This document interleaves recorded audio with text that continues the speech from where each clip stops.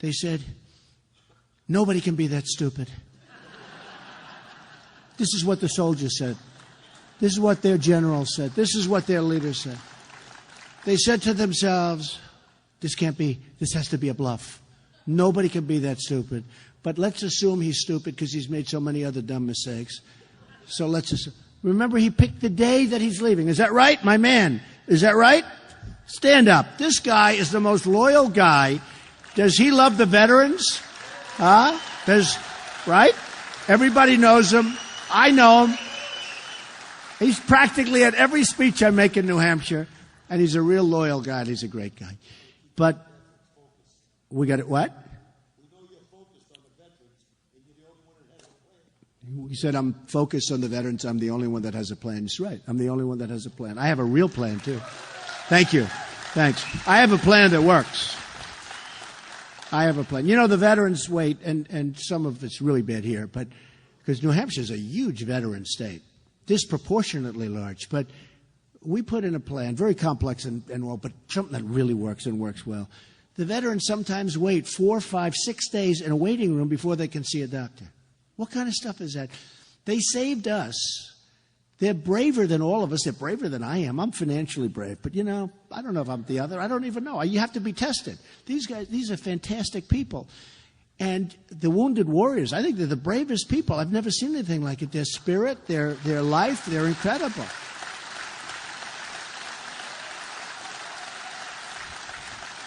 But they go to a hospital and they wait.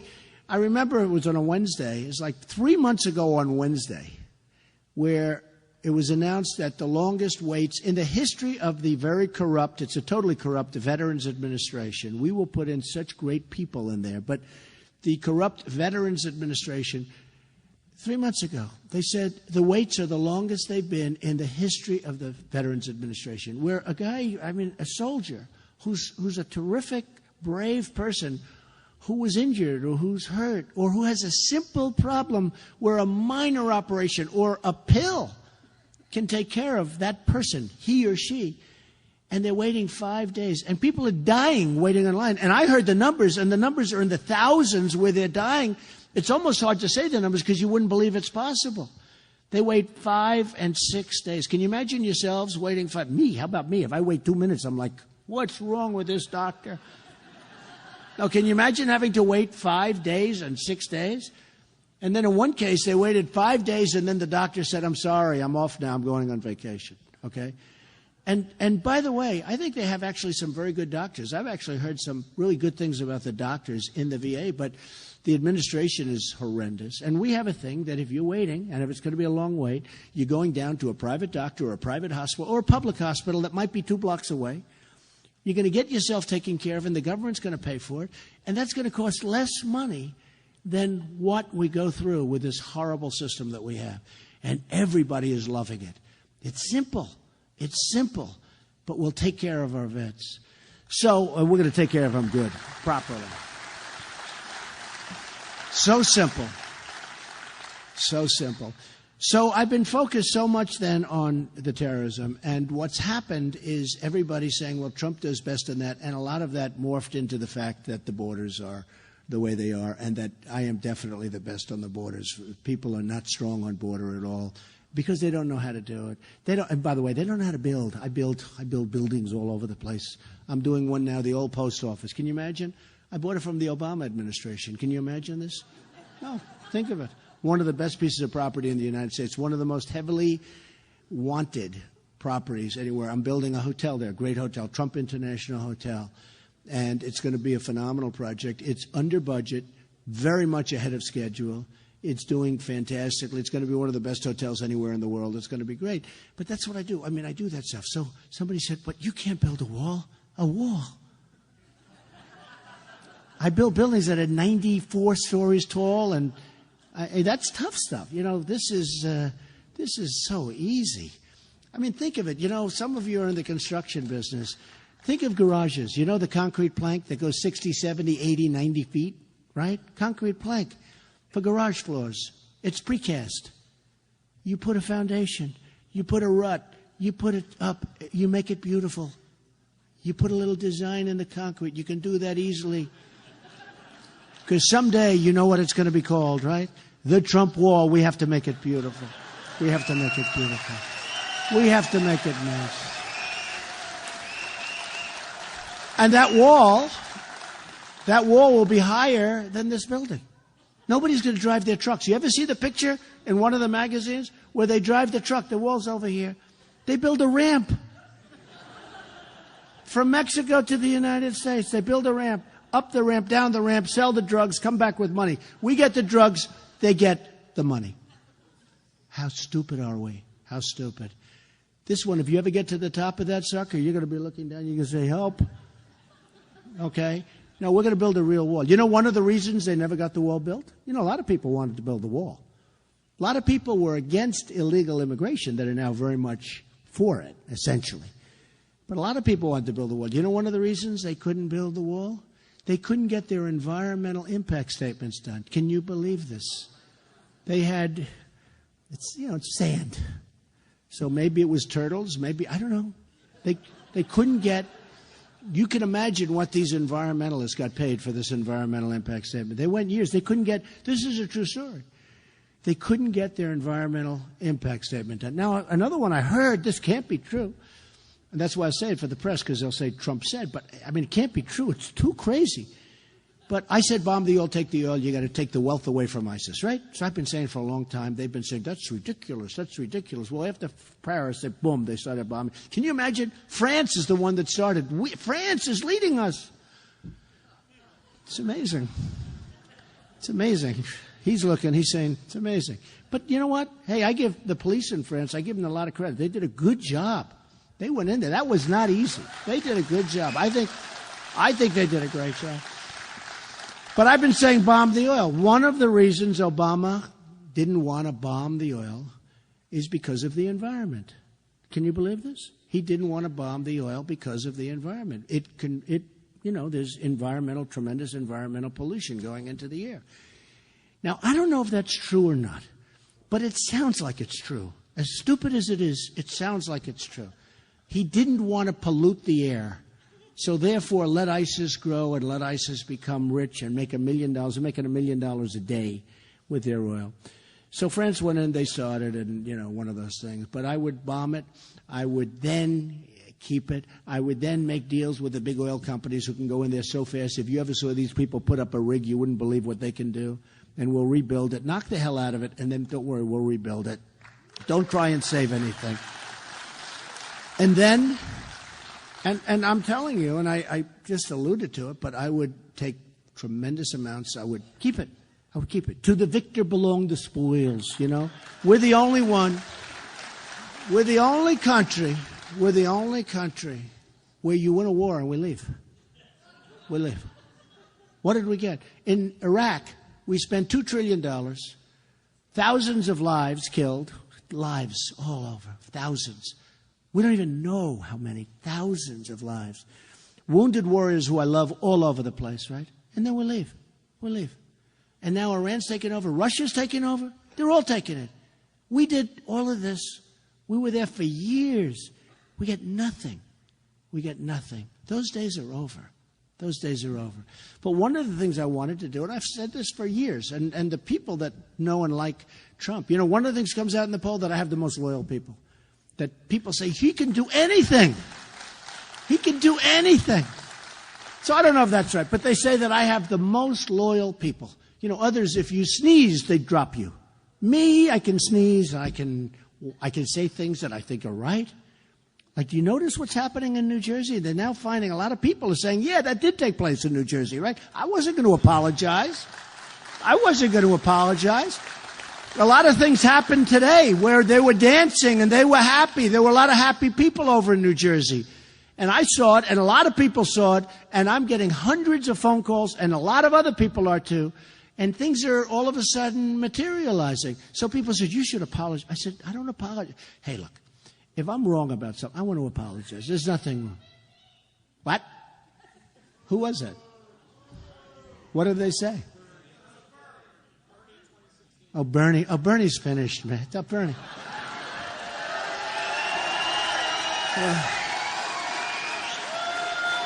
Bernie. Honestly, Bernie has had it. Bernie's had it. He's got his hernia operation, which is good that he got it out of the way. Bernie's had it. You know, Bernie gave it up. I'll tell you what. So we get by far the biggest crowds. Bernie gave it up when, during the debate, he gave up the emails. He said, I think you should stop. I mean, she's being investigated by the FBI in very serious investigations where General Petraeus and others suffered greatly for what happened with 5% of what she's done. Did you see all the classified she got in the last batch? They're all over the place. These other guys, for peanuts, they got 2 years probation. They go to jail. I mean, it's incredible. So whoever that young person was, it sounded like that was the last of the Bernie people. Boy.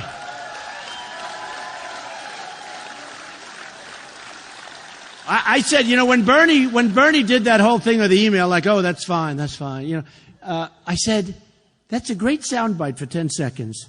And that's the end of his campaign. I was right. He's, by the way, not getting the crowds anymore. It's over for Bernie. It's over for Bernie. So anyway, we are going to do things that are going to be, you're going to be so proud. You're going to be so happy. You're going to be so happy. We're going to run it smart. We're going to be the smart people instead of the dumb people. We're going to be tough. But we're going to be heart. We're going to have great heart. And we're going to do things for people that can't help themselves. As Republicans, we want to help. You know, sometimes they say, well, you can't do that. The people that can't get medical, they can't. What are we going to do? Let them die in the streets? We're not going to let that happen. So we're going to be the smart people. We're going to be the compassionate people. But we're going to bring all our jobs back. We're going to make this place so great. And I honestly believe we're going to make it greater than ever before. We can do it because the people are so amazing. The people are so amazing. So I've been very focused on security, and I've been really focused on it, and I've really been thinking a lot about it, and we're going to have great security, and we're going to do things that people never thought were possible. And you're going to be proud of me, and I'm going to be proud of you, and we're going to all get up and vote. You know, the last time, people let us down. Should have happened. Something should have happened. A lot of people didn't vote. I mean, in all fairness. Now, there was not a lot of spirit for Mitt. In all fairness, a lot of people, if the people got up and voted, that election would have been a whole different story. People that should have voted for the Republicans. So instead, we got 4 more terrible years with Obama. We can't let that happen. You know, I backed McCain, he lost. I backed Mitt Romney, he lost. This time I said, now I'm going to do it myself, right? I'm doing it myself. No, I'm doing it myself. So what I want to do tonight, and, you know, well, I don't look forward to that drive down that hill with the ice. So let's just stay here all night. Let's wait till the... What I want to do is let's take a few questions, and we'll do a little question and answer period, which is a little different. Okay? Come on. Do you have a mic out there, folks? Okay, here he is. Go ahead. Right over here is perfect. Sure, go ahead. Good-looking guy. My name is Daniel Ward. I'm a civil engineer. Hi, Daniel. Live in Bridgewater. Hold that mic a little higher so it doesn't bend down. Right. It's like he's bending down to pick up a piece of paper. No, what I want to ask you is about your patriotism. Right. One of the things I keep saying to myself is you don't really need this. That's true. You don't need to be the next president of the United States. And being a president used to be a position of a lot of prestige and honor, and it just doesn't seem like it's that anymore. It's tough. And one of the things I respect about you is I feel that you genuinely care about this country, and you have a deep-seated love for America. You're a patriot, and if we were being invaded and I had to jump in a foxhole with an M16, I'd want you right there with me. Thank you. I know we would. But I want to ask you. I want to ask you the source of that. Was that something in your childhood? What makes you just love this country and the way that you do? Well, thank you very much. Boy, I picked a good guy for that first question. Huh? I knew I liked him. Very good. Great. Thank you. I love the country. I've seen what it can do. I didn't serve. I haven't served. And frankly, I had deferments because of college, like a lot of people did.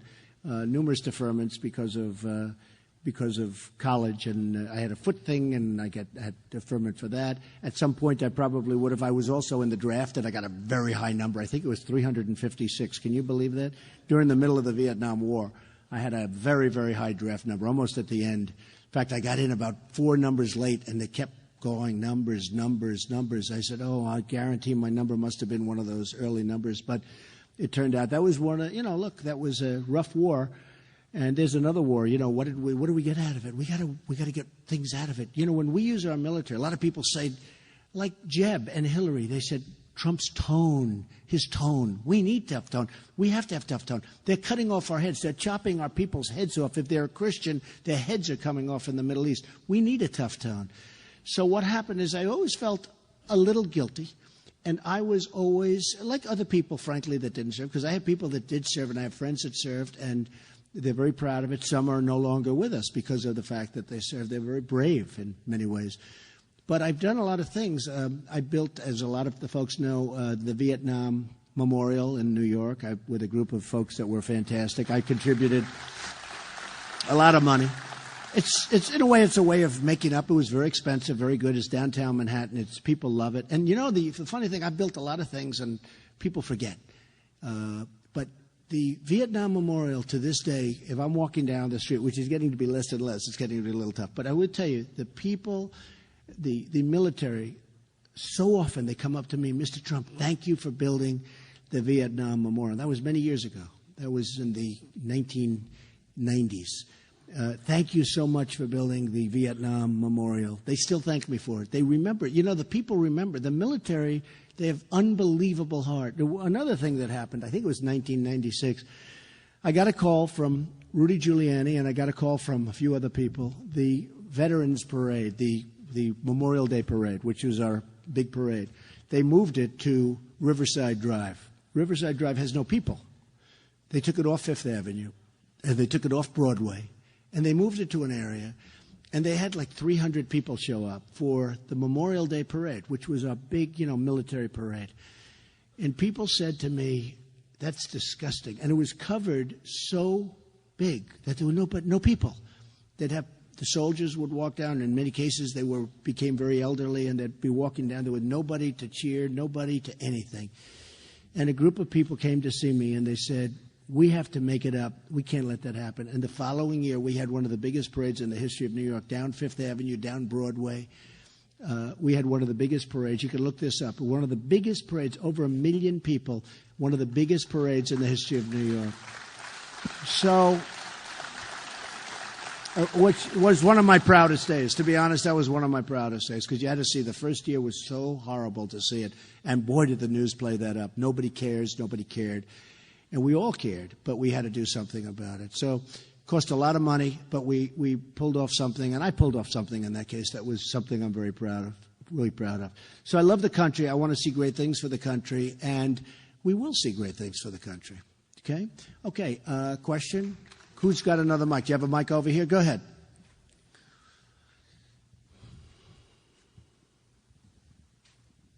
Hello. Hi, my name is Tom. Hi, Tom. I wanted to ask you that now that China has agreed to implement a cap-and-trade program to reduce carbon emissions, if you think America should do the same, so we don't lose the economic and environmental edge to China. Yeah. Well, yeah. Okay. Let's talk about that now. The young guys, the young, good-looking guy back there, and it's fine. It's good. There's nothing like idealism. China's not going to abide by it, okay? China's buying coal. We're not allowed to burn coal anymore, essentially. All our furnaces are being dried up, and China's taking our coal. They're burning it. And, when you're talking about the planet and you're talking about the universe, the difference between China and the U.S. is like walking over to this chair. So they're spewing fumes into the atmosphere, and we're not. They're doing their factories at much lower pricing. I mean, much lower. We have so many restrictions, rules, regulations that you can't even breathe. And we're making it impossible. China will not obey by what they sign. They're not going to sign anything meaningful.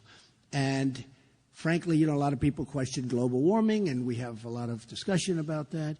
But China will not abide by those rules. Now, one of the things that they're signing and one of the things that they're insisting on is the United States has to act immediately, and they don't have to act for many years. Immediately, that's like one of the deals we make. That's like one of the deals we make. They don't have to do it now. They can do it in many years. We have to do it immediately. That's like Japan. You know, if Japan gets attacked, we have to immediately come to its defense. We have no choice. We have to come to its defense. But if we get attacked, Japan does not have to do anything for us. These are the deals we have, folks. I mean, it's crazy. What? What was that? These people, stand up. Stand up. What did he say? Go ahead. Speak up. Oh, there we are. Thank you. We bombed Japan. We forced them into. No, I understand. Well, you know, they weren't exactly nice to us. They did do Pearl Harbor. International military. Excuse me. Who did it first? Who did it first? Didn't we have a thing called Pearl Harbor? Huh? You're right. You know what? You know what? We bombed the hell out of them because they came at us first. And they did a number on us on that Sunday morning that was the greatest sneak attack of all time.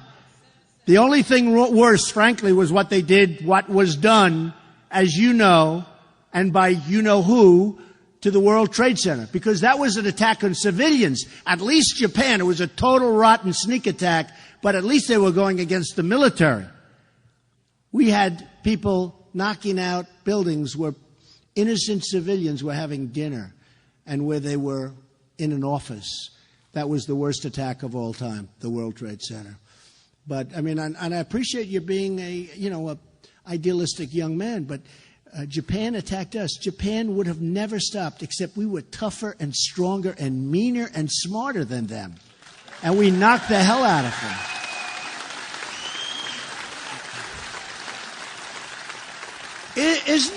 Isn't it amazing how, I mean, young guy, good guy, but isn't it amazing how quickly people forget, though? Isn't it really? There's a case of it. Look what we did to Japan. We don't want to do that. So it's one of those things. Okay, how about another question over here? Go ahead, any place. You just give somebody a mic, yeah. He's not a very aggressive guy with a mic, but he's a good guy. He's the least aggressive mic person I've ever seen, but he's great. Okay, go ahead. Look at this man.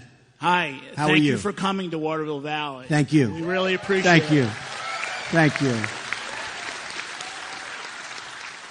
My name is Barry Fish, and I live here in Waterville. And my question revolves around Medicare and Social Security. Right. I'm I love 1 that month question. away from collecting. I'm 65 years old. I'm 1 month away from collecting. Really? Wow. I'm one of the fortunate ones. But we all know Social Security and Medicare is becoming insolvent. I've got a young Well, that's gentleman- largely because our country is insolvent. You know that. If we I can have a make our young country gentleman rich, here- you know, it's a great question, though. It's important. People have signed up for Social Security. They've paid into Social Security. They've been spending a lot of money like you have all your life. And then you get these politicians. They say, we want to cut it down. We want to raise the age. We're going to give you much less than you bargained for. No, no, no, no. I'm not doing that. Now, we're going to get rid of the waste, fraud, and abuse. You know, there are thousands and thousands of cards that are going to people that are 112 years old. Did you see that? Thousands. It's like hundreds of millions of dollars where the cards are going to people that are 112 years old. Thousands of cards. Okay, all that stuff goes. That's just bad management, and nobody's surprised to hear this now. But we're going to make our country rich again, and we're going to take care of our Medicare, and we're going to take care of our Social Security, and we're going to be able to do it. We're going to be able to do it easily. We got to bring our country back. We got to get our jobs back and all of this, and then Medicare and Social Security will take care of itself. I mean, I was watching Ben Carson the other day say he wants to get rid of Medicare. Medicare actually works, okay? There's abuse and there's fraud and there's things that are going on that shouldn't be going on, but we'll take care of that. But Medicare is a program, I think you know, that works. And I just think it's unfair that people who have spent their life paying in, and they paid in a lot, and all of a sudden they're going to raise the age by 4 years, and they're going to do all sorts of things. No, that's not going to happen with me. Not going to happen with me. We're going to make our country rich again, and we're going to save as it is, but in a better form. But we're going to save our Social Security and our Medicare. Okay? Thank you. And I think I'm the only one that says that of the Republicans. I think I'm the only one that says that. And frankly, I'm the only one that can do it because in order to do it, you have to bring in a lot of good things. Go ahead. Yes. Go ahead. Sure. Good evening, Mr. Trump. How are you? Good. Today is World AIDS Day. It was what? Today is World AIDS Day. Yes, good. World AIDS Day. Yes. As a successful businessman, you know a good investment when you see it. Our partnership with the Global Fund to fight AIDS, malaria, and tuberculosis saves about 100 lives a month. Right. Has a very well-documented track record of success. Great. If you're president, will you make sure the United States continues to fund its full 1/3 share of the Global Fund? Honestly, it sounds good to me. I have to look. But it sounds really good to me. Okay? It really does. I mean, that's the kind of thing we should be doing. I love it. Okay? Sounds good to me. Totally. Go ahead. Right there. Look how excited she is. What do you want? Oh, boy. Look at that. Look at the excitement in her eyes. That's called youth. Okay. Hi, Mr. Trump. I have a question for you. Uh-oh. This could be a killer question, too. You know, it's always the one that you least suspect. Okay, go ahead. I'm going to college in a couple of months. How will you make college affordable for the middle class? Okay, good. By the way, it is a question going around to all over New Hampshire and Iowa, in particular these two places, South Carolina. It is a question that I get probably more than any other question. I get a second question, too, because kids are borrowing up to the hilt. They're working hard. They're going to nice colleges. They're doing well. They're good students. They get out. They can't get a job. So the best thing I can do is I'm going to make sure when you get out, you're going to get jobs. That's the most important thing. But the other thing, look how she's so happy. Stand up again. I love her, the enthusiasm. Isn't that beautiful? Look at her. I think I could give her a really horrible answer and she'd love it, you know? But we're going to make it because, you know, one of the only programs that the United States makes a lot of money on is college loans, right? They make a lot of money. And one of the things I want to look into, because in all due respect, these colleges, they're going through the roof. How come they're going up so much? Why are they going up, right? Look, stand up, sir. This guy's smart, and your wife looks even smarter than you. Stand up. Who's the smart one? She's smarter than you, I'll bet, right? But it's true, right? We have businesses, and, you know, it's 2%. These colleges are going through the roof. And I think one of the reasons, thank you, I think one of the reasons they're going through the roof very simply is because the college loan, it's given out by the United States. They give out these vast percentages of the student aid and of the loans that students are borrowing. And these colleges they're just going up too fast. There's something going on. And you look at the kind of salaries paid to the heads of the colleges, it's like they're running a business, a real business, a big business, and we have to stop that from happening. And with that being said, we have to do something with the interest rates because the kids can't afford it. They can't afford it. You have kids going to colleges, they can't afford it. Now, if you listen to Bernie Sanders, everything's free. The problem with that is your taxes are going to go through the roof. There's nothing that's free, you know? Because I'd like to say politically, darling, congratulations. She's so cute. Come on over here. Can you get over here? The enthusiasm, look at that. The enthusiasm. I actually was giving her bad news, and she said, thank you so much. It was great. But no, Bernie Sanders, you know, somebody's got to pay for it. And then Hillary's being dragged over to the left. She doesn't want to be, but she's being dragged over to the left. And what it's going to mean is your taxes are going to go through the roof. In my tax plan, I'm cutting taxes so low for the middle class. But, and I have to say this, young people like the two young ladies over there, they want to be able, when they get out, they want to be able to feel like, boom, I did it. I got that loan done. There's something to that. But we can't have a plan where, I mean, basically, look, he's a socialist, I guess. That's what you'd say. I say he's a communist. If you look at some of his stuff, nobody knows what the hell he is. I don't think he knows what he is, if you want to know the truth.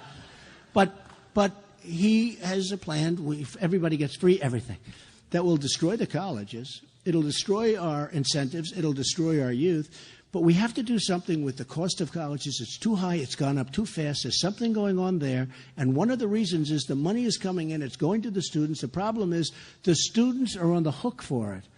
And we're going to get those college costs down, and we're going to get those interest rates down, okay? And we're going to get you jobs. When you finish, you're going to have jobs. Because the biggest problem, they graduate, and they don't have any jobs. Okay, we'll do one or two more. Go ahead. Go ahead. Go ahead. Thank you. First of all, love the hair, feathered and lethal. Love the hair. This is the best. Love the hair. I love this guy. Beautiful. Okay, thank you. It is mine. You know, it's, oh, do I take abuse with his hair? Thank you very much. I like your hair. I'll trade you right now, believe me.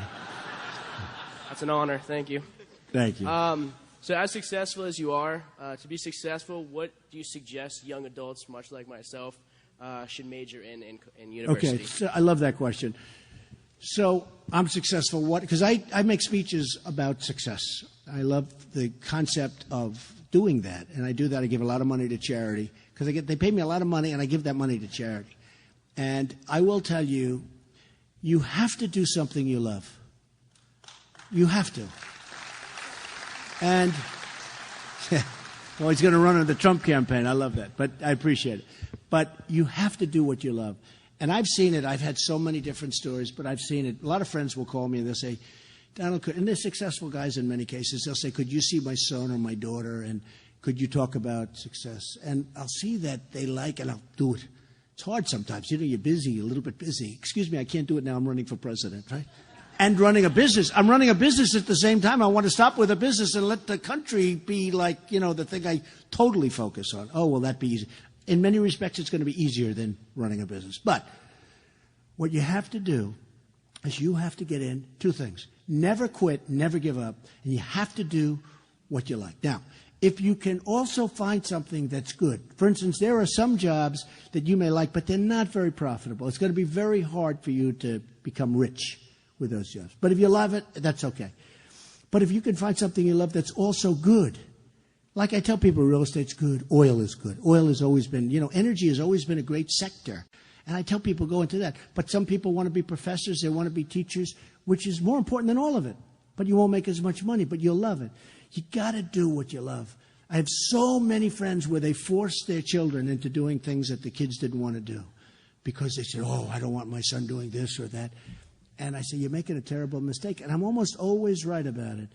If you do what you love, and if you never, ever quit, because I've seen guys, I've seen people that are really, I went to the Wharton School of Finance. I've seen some of the people that graduated with me were really like beyond smart. But they were missing that stick-to-itiveness, you know, that thing where you don't quit. And other guys went with me, and they were not as smart, but they were really driven, totally driven. They'd never leave. They'd never quit. They would never, ever quit. And they became tremendously successful. And the smarter people, and they were smarter, the smarter people weren't as successful, and in some cases weren't successful at all because they gave up and they quit. So do what you like and love your parents and all that stuff, but say, Mom, Dad, I love you, but this is what I love. This is what I want to do. But listen to them because they also know what they're doing, believe me. But never, ever quit. Go after it, okay? Such a beautiful question. Beautiful guy. Beautiful guy. So, well, should we end this or do a couple of more questions? More? More. All right, well, we'll do a couple of more then. Give that guy in the red hat. I see he's been up there so long, and he looks like my kind of vet, right? No, I'm actually not a vet. But okay, thanks. Go ahead. My name's Dennis Wagner. I'm from Littleton, New Hampshire. I want to make a little bit of a statement and then a question. Ahead. My concern is the civil decay we have in society today. Right. We can see it. It's very prevalent with this Planned Parenthood. And Right. if you remember, think back, one of probably the biggest cases in the past 10, 20 years was Kermit Gosnell, the beheading of the fetuses in Philadelphia. Right. It's been a very big subject. So with that horror and that carnage in mind, and you can see how when a bill is enacted as the Roe versus Wade thing, all of these things tend to decay, and just devolve into this butchery that we see now. Right. Will you try to Defund that and repeal Roe versus Wade? Yeah, well, the answer is yes, defund. The other, you need a lot of Supreme Court justices, but we're going to be looking at that also very, very carefully. But you need a lot of Supreme Court judges. But defund, yes, we're going to be doing that, okay? Okay. How about one of these young guys right over there? Go ahead. Good question, by the way. Very good question.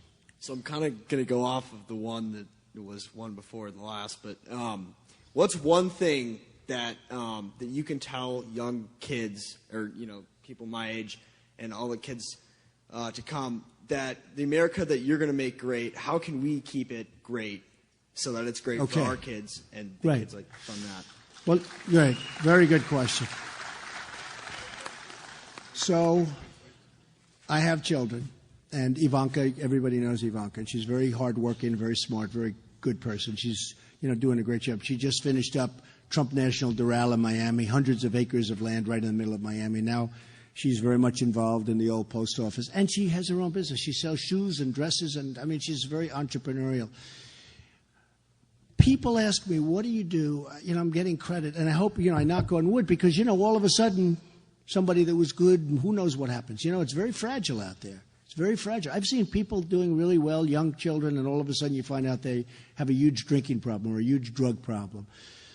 But one of the things that people ask me, and they ask me a lot, is what do you do about your children? How do you keep your children? Because my children all work hard, and they love it, and they do well at it.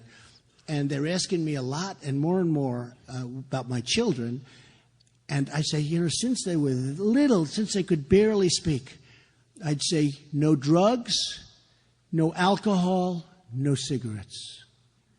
No drugs, no alcohol, no cigarettes. And they're this big. They're this big. And I remember Ivanka looks, Dad, you're driving me crazy every time you say that. But I'd say it once a week, twice a week, 3 times. No drugs. She didn't even know what drugs were. She didn't know what alcohol was. Barely know what it was. But before they even knew what these things were. And I would just drum it into them. And I see it as so important because I have friends that are very smart and they have brilliant kids.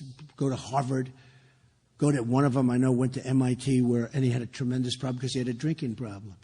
And the world is so tough.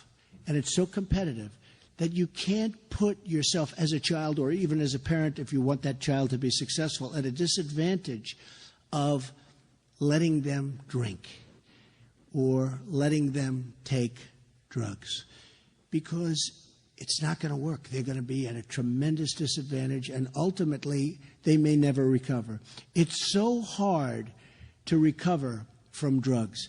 They say it's even harder to recover from alcohol, which surprises me, actually. But maybe it's the social thing. You're sitting down and everybody's drinking and they're all having a drink for dinner. Maybe that's tougher. But they say alcohol is actually in many ways tougher than stopping with the drugs. But I tell people what's really easy, like I never had a drink. I never had a glass of alcohol. And I in all fairness, I've watched people and I study people, and I had a great tutor on this. But I look and I see what it does to people when they lose control. And a lot of times they lose control. I had a friend who went to the Wharton School of Finance with me, a very smart guy. And I'll never forget when I was young, 18, 19 years old, he hated the taste of scotch, hated it. He couldn't stand it. Oh, this stuff is terrible. But he tried to develop. He said, I want to develop because, he became a massive alcoholic. He developed the taste all right. He became a massive alcoholic. And failed with everything. He lost his family, lost his home. This is a brilliant guy, lost everything because of alcohol. Well, I tell people, with your children, no drugs. And I tell the children, no drugs, no alcohol. And I say, no cigarettes. Cigarettes are just unhealthy. One thing I can tell you, because I don't smoke. I have some bad habits. But I don't smoke. You don't want to know what they are. Don't ask me. Somebody's going to get up. Please, that would be too many people back there with those cameras. But I say to people, if you don't drink, it's so easy not to want alcohol. If you don't smoke, I watch people smoke. It looks terrible to me. It's dry. It's terrible. But I have friends, they gave up smoking, and they can't do it. And they look at somebody smoking. To them, it's like, oh, boy, I wish I could have that cigarette. Just that one more cigarette. Then it turns out to be a disaster. But if you don't drink and if you don't take drugs, your children, meaning your children, are going to have a tremendously enhanced chance of really being successful and having a good life and having a happy life. And one other thing, I'll say this is a little, interesting for some people, I hope. I have found, I deal with the richest people in the world. Carl Icahn is supporting me. Carl Icahn's one of the great businessmen of the world, and I'll put him in charge of China. I'll say, Carl, do me a favor, take a look at the trade pacts of China. He'll come back, no way, meaning no way will they get away with it, okay? Believe me, we have the greatest business people in the world, but we don't use them. We use political hacks. It's true, we use guys that give donations. We use donors. They give donations, and we get them into government. I will say this. We have people that, if we use our people correctly, and if we get away from this world of horrible, disgusting politics, we will be able to do things that we've never, ever been able to do as a country. I mean, we will be able to do some things that will be absolutely amazing. But anyway, just to finish, no drugs. Do you smoke cigarettes? Do you take drugs? Don't tell me. No? Kid, good-looking kid. Looks like, do you want to be a movie actor? You should be able to stand up. Look how handsome this kid is. Hey, by the way, you're very handsome, too. I have to... These are handsome. They got a lot of handsome people up here. But you don't take... Do you drink? No. Not good. Wow. Okay, he's going to be successful. Going to be successful. Good question. No drugs, no alcohol, no cigarettes. All right, we'll do one more. How about one more? You want? Okay, come on. This young man right here, who I met backstage, who's going to take care of his father, right? I'll bet he's going to give me a good question. Go ahead. What will my life be like when I'm older if you become president? That might be the best question. I hate to tell you. Okay, so here's what my hope would be. That if I become president, your life will be much better than it would have been if I didn't become president. It's as simple as that. You know? It's as simple as that. And I'll go one step further. If somebody else becomes president and they're not good, they don't do the job, they don't do what they have to do, your life will not be as good. It just won't be as good. So if I become president, I will promise you I'm going to work so hard. I won't care about my company. Somebody says, oh, will you have a company? I don't care about that. I don't care. It's wonderful. It's great. The kids will run it. The executives, I have good executives, they'll run it. My 100% focus is going to be making the United States of America much better for you than it could be under any other person. Okay? We love you, man. Take care. Take care of your father. Thank you, everybody. This was great, and I appreciate it. And get out and vote. Get out and vote. We got to get out and vote. Last time they didn't vote. We got to get out and vote. We're going to do a real job. Thank you. Thank you, everybody. Thank you.